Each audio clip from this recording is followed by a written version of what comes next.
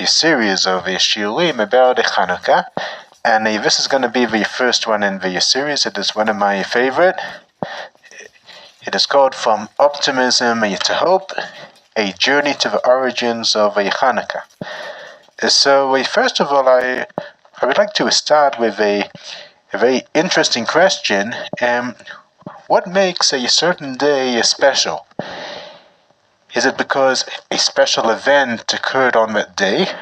Or does an event occur on a certain day because the day is special? So what do you think? What is the... I think the date on the day is special because it happened on that day. Mm-hmm. So there's something special about the day, and then it draws the events that are connected to it to happen on that day. That's what you're saying? No. I'm saying that the day is special because events happened on it. Okay, because events happen on that day, and that makes it special. So I would say it's a mixture of both, more or less. Both. For example, we have Tisha B'Av, mm-hmm. and the general then month of Av, where all the sages said like this is generally like a very month of judgment, like a very tough month where like bad things happened throughout history. Like we have statistics, and especially in Jewish history, like many bad things happened. And Tisha B'Av was established like not from the Torah, but mm-hmm. very much after the fast. So I think there's a connection between the time of the year and what events could occur or not. Tisha B'Av is a good example because the destruction of the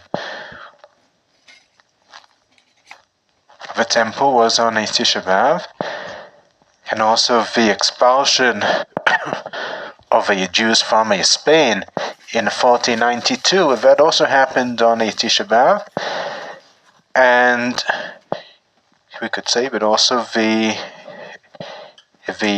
from England. What did you say? From Spain. From England, I'm not sure where. From what David happened. It happened in the 13th century, but I don't know from what specific date. And also the destruction of the Jewish settlements of Gush Katif. That happened during Tisha B'Av. Yeah. So that is a very interesting example that you gave. So let's see what the sources say. Who wants to read the first source? It is in the Talmud, the tractate of the Tanit.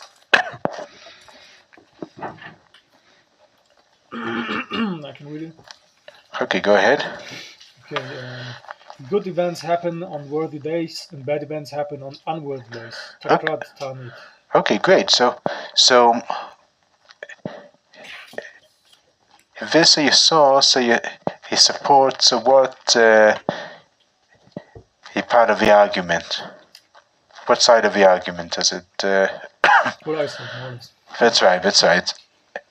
That there is something special about a day, a certain day, and it actually draws the events to happen on it. You could see in the second source from the 18th century, the day is a cause in occurrence of a miracle. That miracles that just don't happen on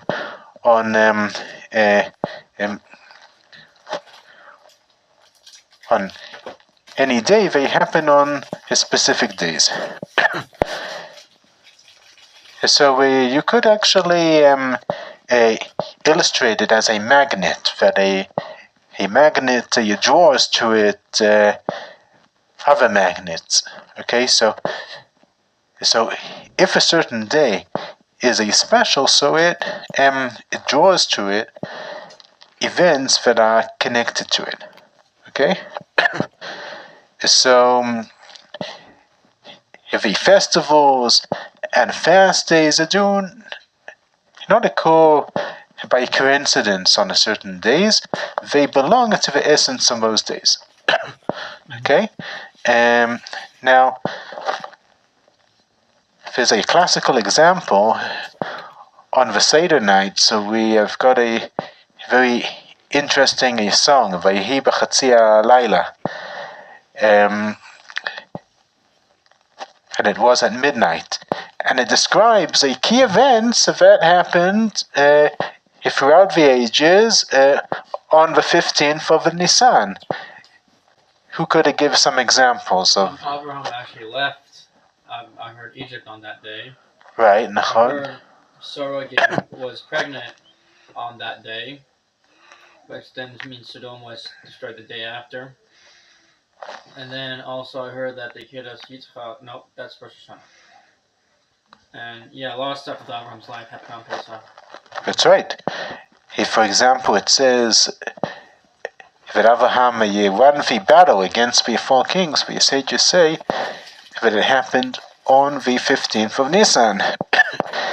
Jacob wrestled with an angel on 15th of Nisan.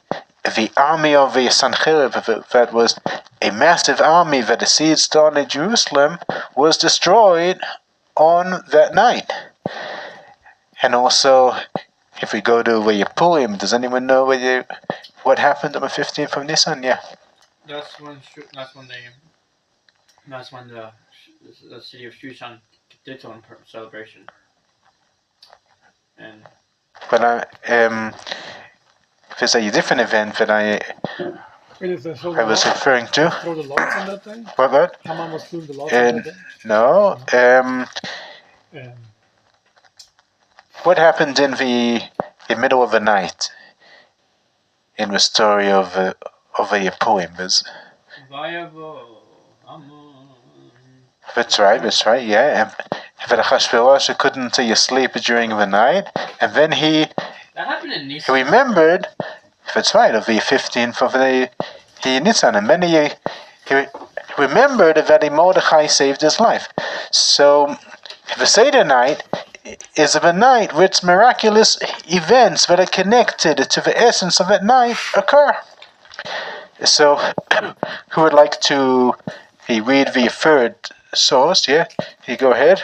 It is stated in the Torah, Leil Shimorim, night of Hashem's protection, is a night which is designated for protection from the 6 days of creation. Okay, great, thanks.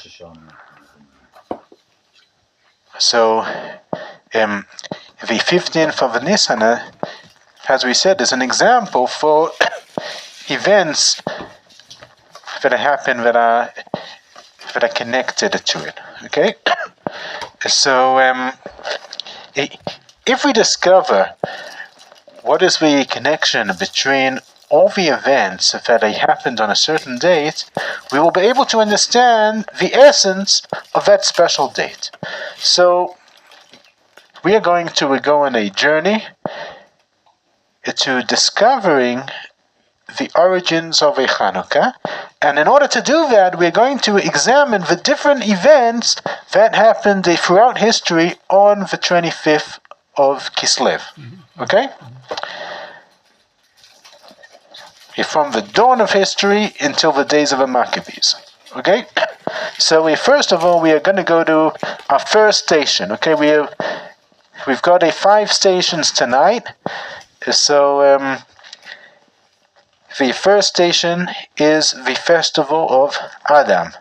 Now, if I would ask you, what was the most ancient holiday in all of history? So, what would you say? I think many cultures it was the what's it called, the day when the sun. When the sun is the shortest, the shortest okay, day, great. the shortest night, like the solstice in summer. Right. Okay, great. Like it's basically what is called Christmas. Okay. Yeah, it's basically that. I think that the winter solstice, right? Yeah, I think that was very fun. So, actually, this was the first festival of Adam Rishon.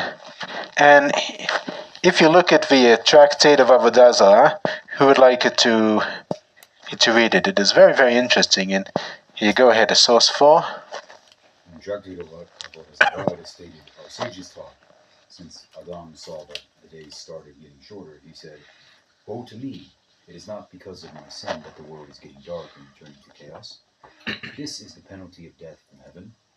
At once he sat for 8 days in fast and prayer. When he saw the season of Tevet, winter solstice, and saw that the days are getting longer, he said that this is the regular custom of the world. He decided to a festival of 8 days. At the following year, he made both of these festivals. He established them for the sake of heaven. However, they, who idol worshippers of our people, established them as a pagan idol. Thank you.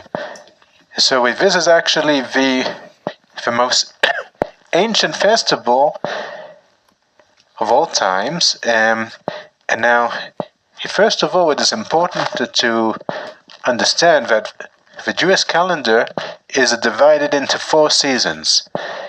The season of Tevet, which we are coming close to the season of Tevet, the season of Nisan, the season of Tammuz, and of Tishrei. And from the season of Tevet, the days get shorter. And does anyone know if from what season of the days start getting longer? Winter. Adar, no. Tammuz. Okay. So the Tammuz what is Tammuz is in the summer. So You get shorter. They get shorter in the summer. that's right. They get a shorter. Yeah, They of course. starting getting short. So the day that in the season of Tevet that the days are starting to get longer is the 25th of Kislev. And actually, it isn't that certain day. Like it is around it. For example, if this Shabbos was the earliest Shabbos, the 3:59. Shabbat comes in. I think this is coming Shabbos. So it is very close to the 25th of Kislev, and then it starts getting longer. It's our peak. The Shabbat afterwards, right? I mean, it's already 4 o'clock. Yeah. Side random note: where in the world would Shabbat be even earlier than now? Good question. I don't know. The far north or south you go, like the poles of the earth. There's like. So Shabbat could start somewhere at noon. Well, If you go like to the magnetic north or south pole, they have half year day, half year night. So it's hard to figure out if it's a Shabbat or not, but you get it right. now. It's The sun doesn't rise. I want to spend a Shabbat there. yeah. Antarctica. Just like a split second from the Right. okay. And out of space, it is even faster in outer space because it From east to space. Yeah, there was. it is complicated. I forgot his last name, but he brought a tour up there. Mhm. in 2000. That's right. Ilan Ramon went Yeah, up. Elon Yeah. Musk. Yeah. I don't think so. He was Maybe he traditional. Yeah. And he brought as you said, a Sefer Torah, and he even did a Kiddush on the Shabbat there. So, what is the day in the season of Tammuz that the days are getting shorter? It is the 15th of Av, the Tu B'Av. So is that why Av is a celebration then? Well, there's a couple of reasons why it's a celebration. One of the reasons are because of the days are getting shorter, so you have longer to study Torah during the evening. So that is one of the explanations, but the famous explanation, it is that the tribes were allowed to get married one with each other, and it was the day that whoever wanted to get married, they used to go out to the fields and they used to find the beshelt. Okay, so what? Adam established the festival at the following year. Okay, and now despite the fact that he saw a full cycle, right? So the question is like this: why did he establish the 8-day festival? He beginning with the 25th of Kislev. If in a few months afterwards the days are going to get shorter again, so what is the advantage of celebrating a festival which isn't durable? If the days are going to get shorter again during the summer solstice, why celebrate when they are lengthening during the winter solstice? So what do you say?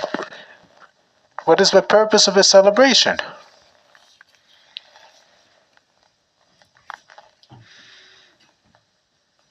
Why celebrate them getting longer? Yes, because they're going to get shorter again in a few months afterwards. So if you have a celebration, celebrate something that is going to last, okay? Where you celebrate the independence of the state of Israel, okay? Because it is a lasting, Baruch Hashem, it is lasting. But why you celebrate something if it isn't going to last?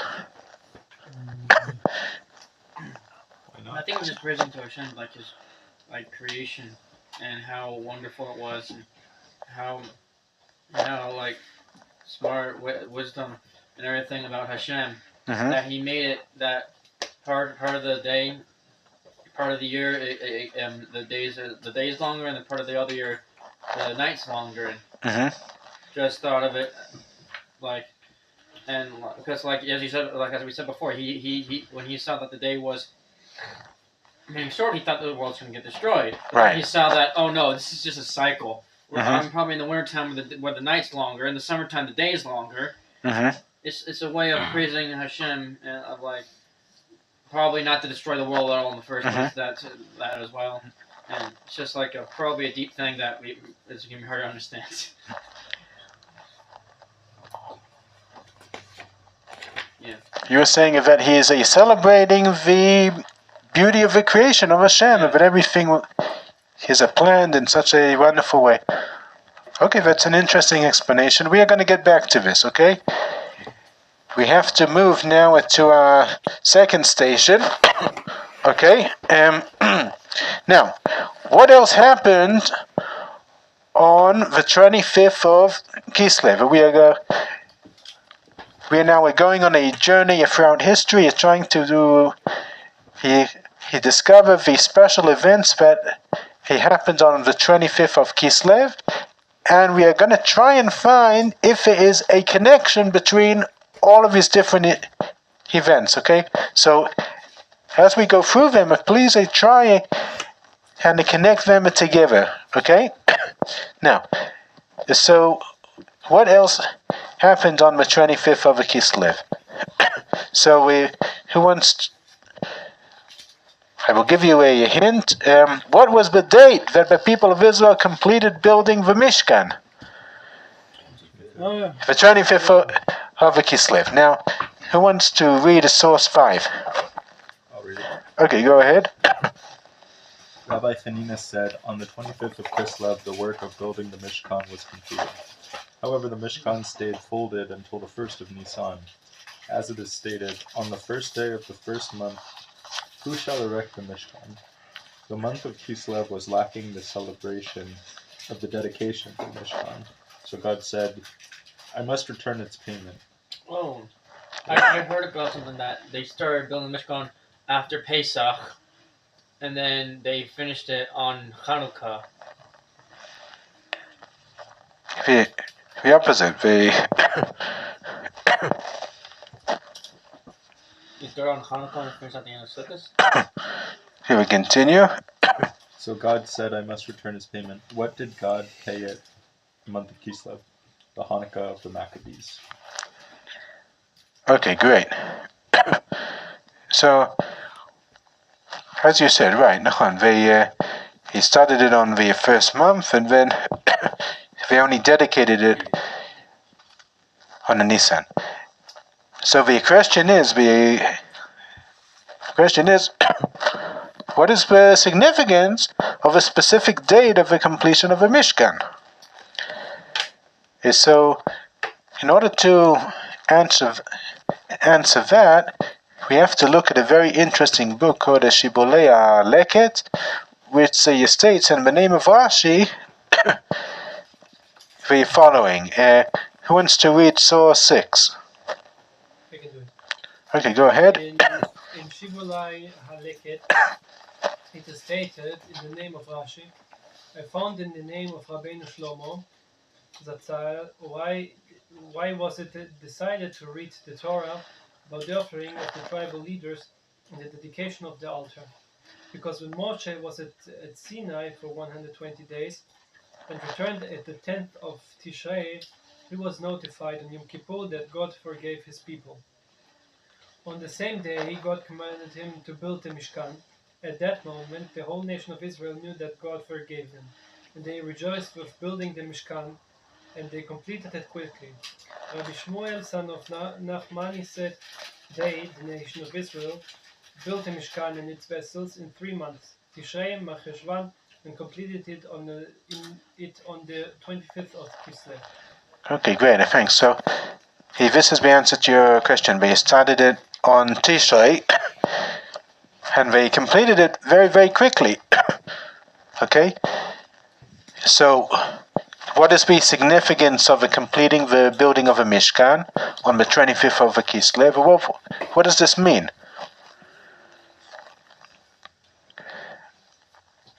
For the Hashem forgave his people for the sin of the golden calf. Okay? So, we could see here that the 25th of Mishkan is connected to a forgiveness. The 25th of Kislev is connected with a forgiveness. Okay? Okay, now... What is Mar Cheshvan? Hey, Mar Cheshvan... Mar means bitter, because there's no That's holiday. right. Oh, it is. Yeah. That's why they call it Mar Cheshvan. I don't know. Whereby Shlomo Carlebach, according to the Chassidut, used to call it Ram Cheshvan, because he used to say, how could a holiday, how could a month be bitter? Yeah. It has to be high. He used to call it Ram Cheshvan, and it is interesting that he passed away on a Tetzayin of the Cheshvan. He just a few weeks ago. Okay.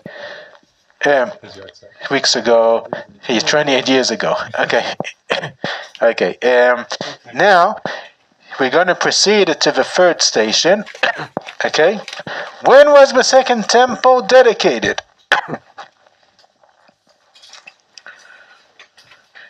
Wait, the Mikdash? The second temple, yeah. Second temple? Hanukkah? Okay, very clear. Right, Natan. How did you guess? Okay, great. So,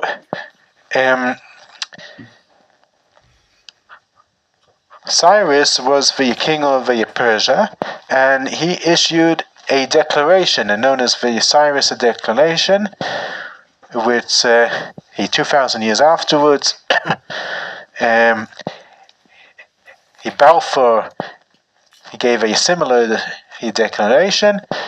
It is, of course, they have a big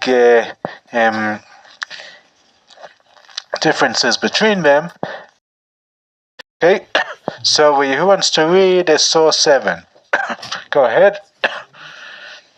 Thus said Cyrus, king of Persia, all the kingdoms of earth has Hashem of heaven, God of heaven, give to me, and he has commanded me to build him a temple in Yerushalayim, which is Judah. Whoever is among you of his entire people, may his God be with him, and let him go up to Jerusalem, which Judah build the temple of Hashem. God of Israel. He is the God which is Okay, thanks. The syntax on this seems interesting. Choice of words. So, during the days of Osiris, the Jewish leaders, Zerubbabel and Yeshua, the Kohen Gadol, they left Babylonia to Jerusalem in order to build their temple. However, there were many obstacles in the path and enemies which did not like the idea that a temple is going to be built in Jerusalem. Today, that fact hasn't changed. There are still enemies who do not want a temple to be built in Jerusalem. So, if anyone could read source 8, it is from a book of Ezra. Who wants to read it? Aye. Okay. The enemies of Judah. Right, the enemies of Judah and Benjamin heard that the people of the exile were building a sanctuary for Hashem, God of Israel. And then people of the land weakened the hands of the people of Judah and frightened them from building. They hired advisors against them to disrupt their plans all the days of Cyrus, king of Persia, until the reign of Darius, king of Persia. During the reign of Ahasuerus, at the beginning of their reign, they wrote calamity against the inhabitants of Judah and Jerusalem. Okay, thanks. And the enemies succeeded to stop the building of the temple for 18 years. Okay? And at this point of history, the prophet Haggai received the following prophecy in source 9. Who wants to read source 9? Thanks. In the second year of King Darius, in the 6th month of the first day of the month, the word of Hashem came by the hand of Hanukkah, the prophet, to Zerubbabel, son of Shealtiel, governor of Judea, and said to Joshua, son of Jehozadak. and the Kohen Gadol, saying, Thus said Hashem, Master of Legions, this nation has said, the time has not yet come. But I say, it is the time for the temple of Hashem to be rebuilt. Okay, thanks. Do you think that the nation of Israel listened to the prophecy? Did they build the temple? Yes, they did. Yes, they did. And on the 24th of Elul, they started building the temple.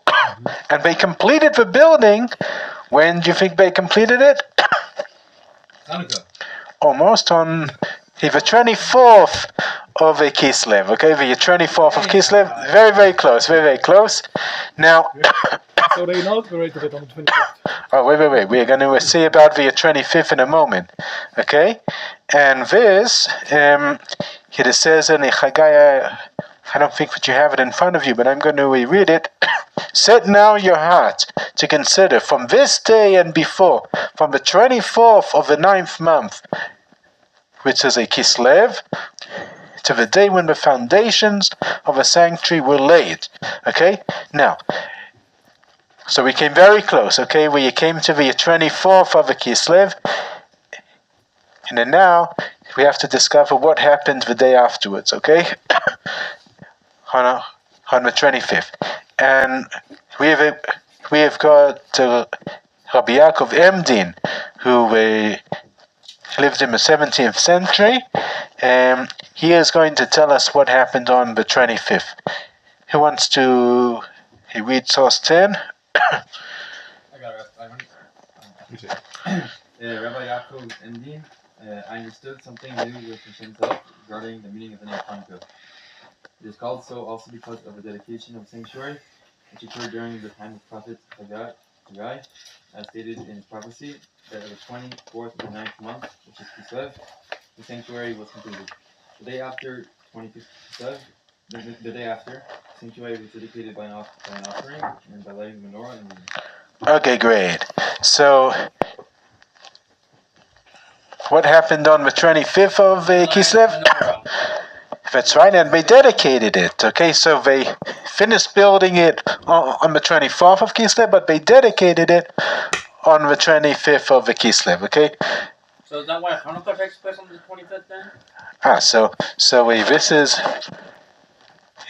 something interesting that I don't know who's into Hanukkah in the future. all these events, we already went through 3 different events that happened on the 25th of Kislev.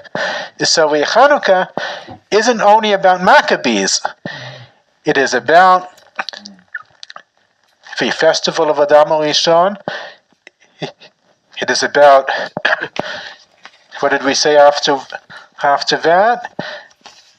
Second station, the completement of a Mishkan. It is about the dedication of a second temple.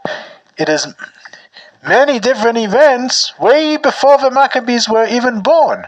Okay? Before the Feshmanayim were even born. What? Way before the Feshmanayim were even born. Or even the Greeks. That's right. Okay, so now we are going to come close to the Maccabees, but there were 2 different events that happened on the 25th of Kislev. Okay, so first of all, it is stated in the Mishnah of Midot that there were 4 chambers in the second temple, and in one of the chambers, the northeastern chamber, it was used by the Maccabees to deposit the stones of the altar, which the Greeks contaminated. Okay? Now, we're going to see here a very interesting commentary of Rabbi Israel Lifshitz. He is in his book Tiferet Israel. Okay? So, source 12. Who will take it?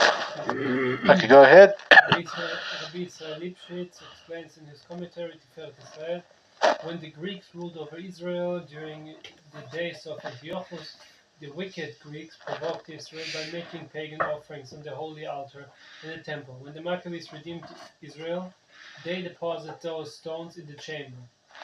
Okay, great. So, the question is, if a Maccabees deposited the stones of the altar, so how did they make offerings during the second temple? What do you say?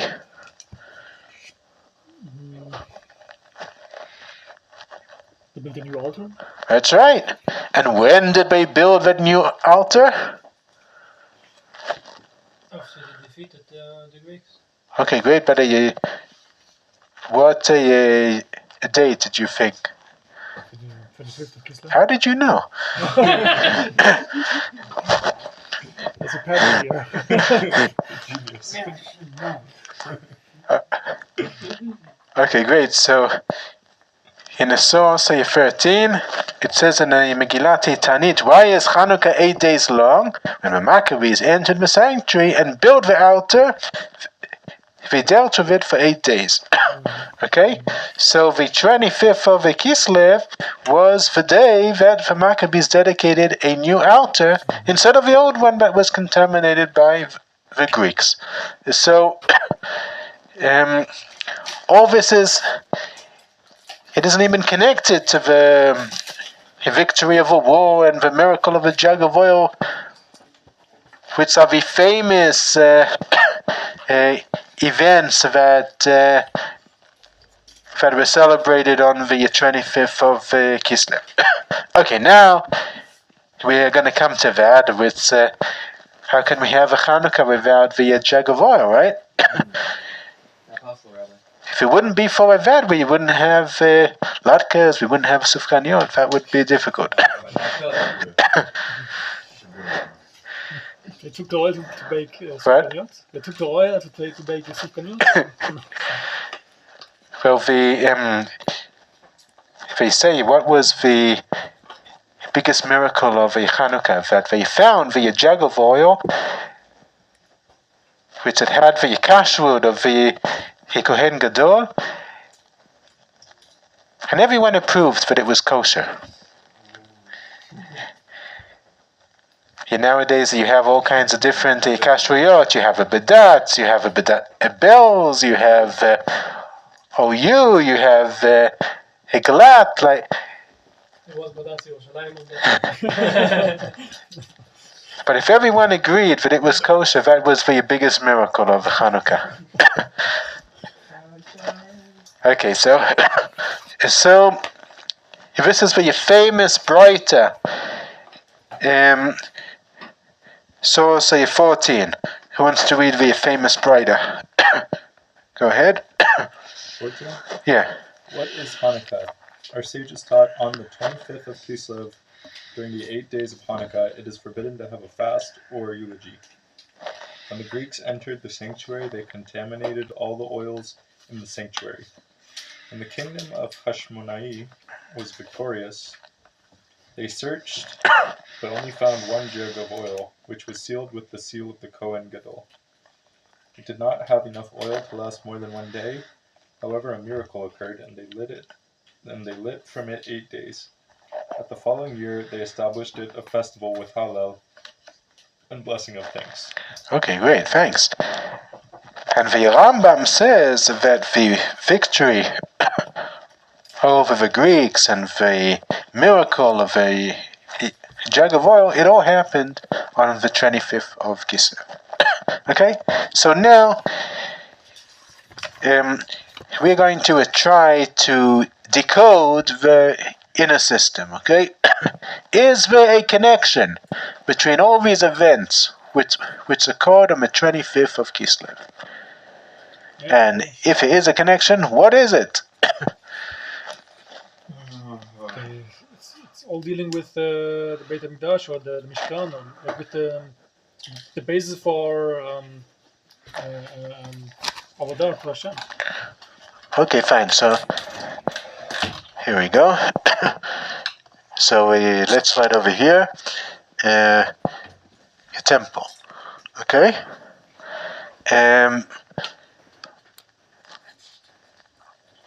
More ideas. What is the connection between all these different events? Can anyone think of something? I don't know if it's true at all. Probably it's not true. Maybe that all of them, like, there's no, like, mention of Hashem. You know, like I'm saying, like there's no mention of Hashem doing something, and, like, what happened? Like, with the Mishkan, or like they found the oil. Interesting. Wow. Okay, so I'm gonna write human. Okay. Okay, very good. More connections. Could you repeat the question? The question is, we are trying to discover if it is a connection between all the 5 events that happened throughout history, from the dawn of history until the Maccabees, on the 25th of Kislev. What is the connection between them? Purity, I guess? What? Purity? Purity. Okay, very nice. Purity. Okay. Hashem sanctification. Okay, okay, very good. A sanctification, which is connected to a purity and the temple. Okay, terrific. So, I would like to suggest something, that everything evolves around the idea of hope when overcoming a despair. Okay, so let's say you try and explore this idea. So when Adam understood that the world is not returning to chaos, he found hope, right? Because the world is continuing, and there is more light, right? And even if there is still darkness, it is only temporary. There is going to be a day when the light is going to return, okay? So I am suggesting that the idea is hope. Let's explore the second event that happened. The significance of completing the Mishkan, it is that there is hope for the nation of Israel. By any chance, was it declared on the 25th of Kislev that the Jews will be getting a state of Israel, or no? No. There is something close to it, a Kaftet November, the 29th of November. That was the closest event, but it is a very good. That's today. Perhaps, what? I write it today, right? Right. That's right. Okay, good. Right. So, the significance of the building the Mishkan, it is that there is hope for the nation of Israel, despite the fact that they sinned in the golden calf, right? So this is also connected to hope. The dedication of a second temple was done against all the odds, and despite the efforts of the enemies to prevent the building of a temple, right? So the dedication of a temple symbolizes the hope that it is possible to encounter all difficulties. Now, the dedication of a new altar of the Maccabees, it was done despite the contamination of an old altar by the Greeks. So it teaches us, but even if it seems when everything is lost, it is possible to rebuild and to add purity and light. Now, the fifth event that happened, it is the great victory over the Greeks, right? It proves that one family in a Modi'in can ignite the spark of a rebellion against a huge empire. And it shows a hope that although the situation seems lost and against all the odds, it is possible to be victorious and to never lose hope.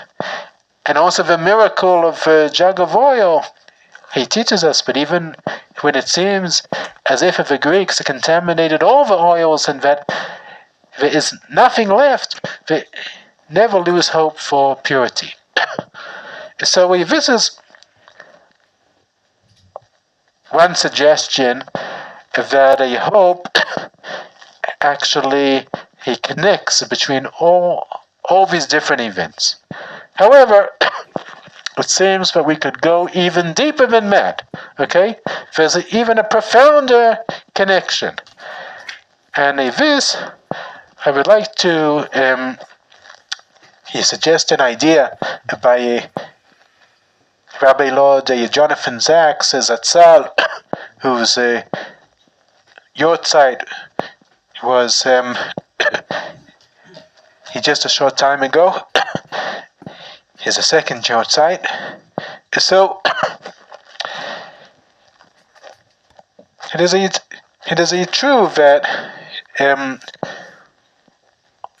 one shouldn't lose hope and that one should be optimistic. However, it is possible to advance to a higher mindset. And I would like to talk about the difference between optimism and hope. Who can tell me what the difference is between them? They sound very, very similar, but there is a very big difference between optimism and hope. Is it like, I don't know if it's, isn't like optimism more of like an idea and like just like you think it might happen, but like hope is more like you're gonna physically try for it and like hope that it's gonna come to. Jonathan Sachs, he gave such a wonderful definition, so it is better to on a page 5. In conventional time is that whereas the first gives rise to optimism, hope is to believe that together we can make things better. Optimism is a passive virtue, hope an active one. It takes no courage, only a certain naivety, to be an optimist. It takes courage and to sustain hope. No Jew, knowing what we do of the past, of hatred, bloodshed, persecution in the name of God, suppression of human rights in the name of freedom, can be an optimist. But Jews have never given up hope. Thanks. Yeah. We do believe that everything is for the good. Right. Which is kind of optimism, right? Which is That is right. 100%.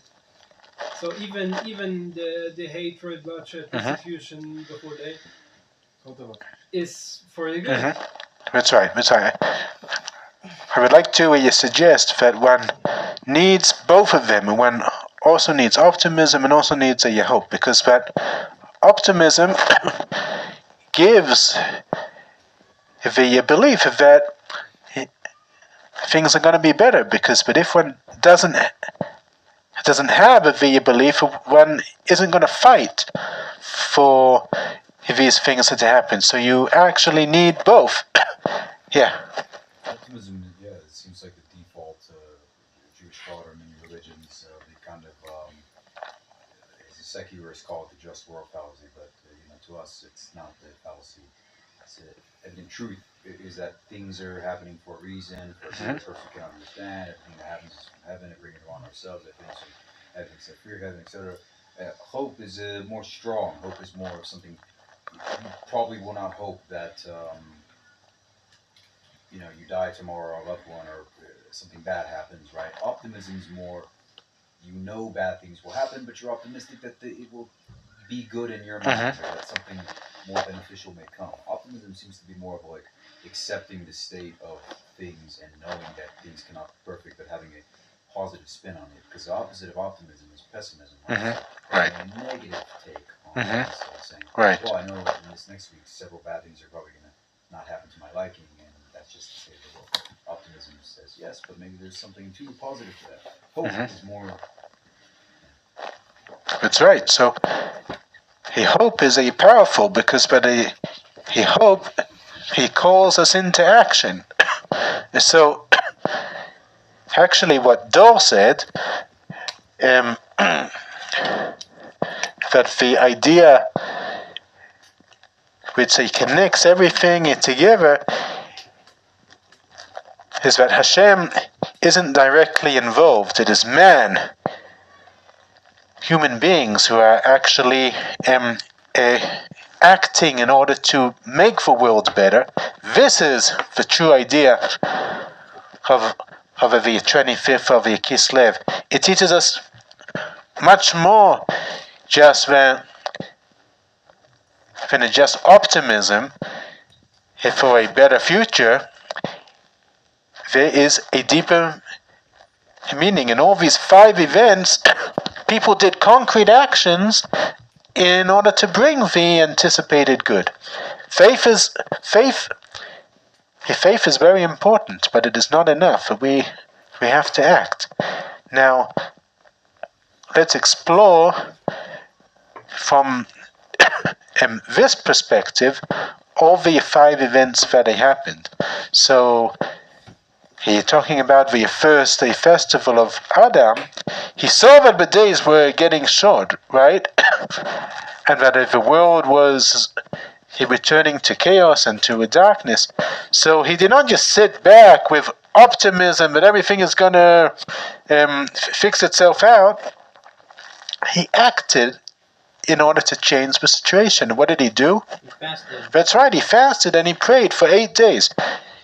He tried fasting for 8 days. After 1 day, we are completely weak. We don't have any strength. So he fasted for 8 days. Tanaim fasted for 40 years. 40 years, but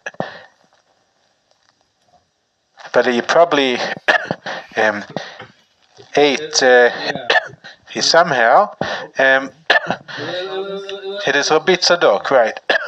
40 like it was short fast days. That's right. Half a day of it. So They say it's a good way to, I forgot where I heard this, but fasting like half a day or whatever is some form of repentance, true for small things. You know. there's a certain he days throughout the year called a Yom Kippur Katan, which people they fast a half day, some people fast the whole day. Every Rosh Chodesh. Right. I mean additional days. Like, Oh, additional days. I need to find it. Trying to remember where I heard this from, so I'll get back to you. And for chinuch, like for chinuch, like kids that don't need to fast, so they don't obligate, but you want to teach them what's it all about. For example, Yom Kippur, Tisha B'Av, they can fast for chinuch half a day.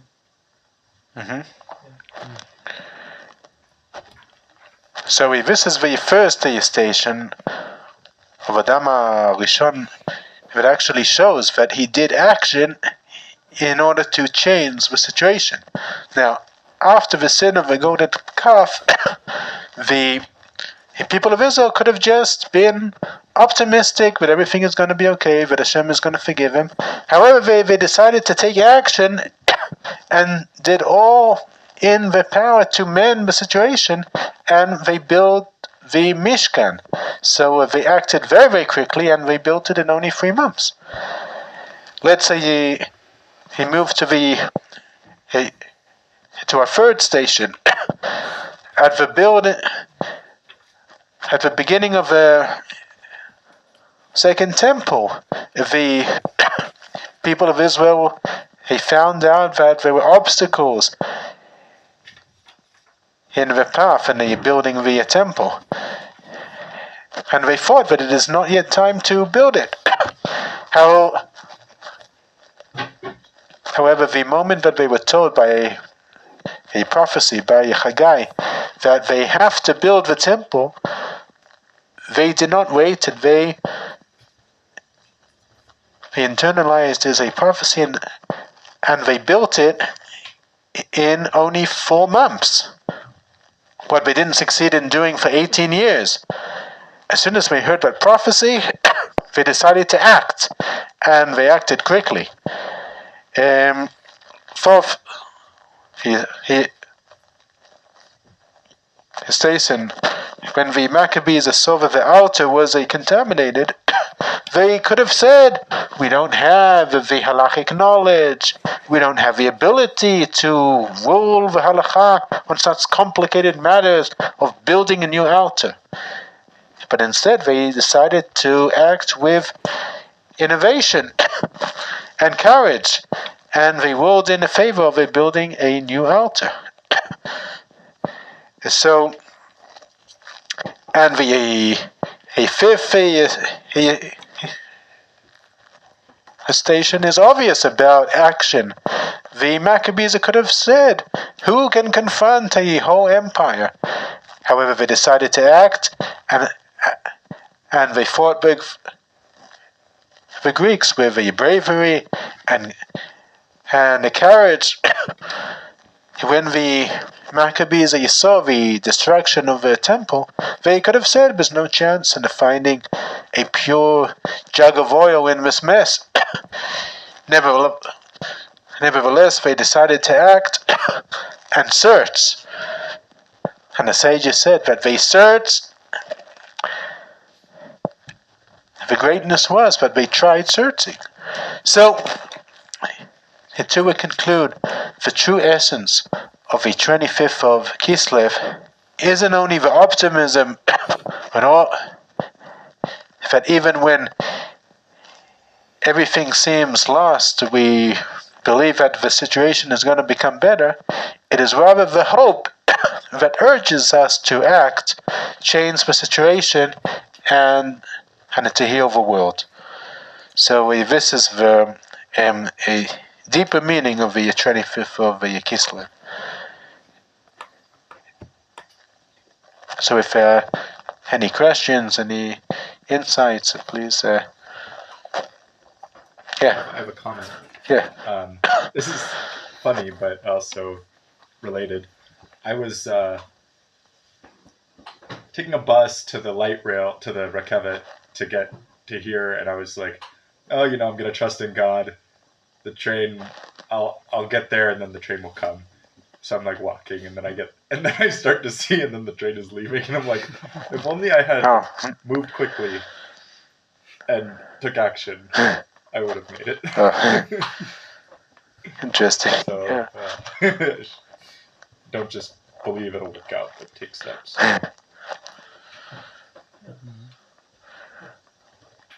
Okay, great. So, good evening. Good evening, everyone.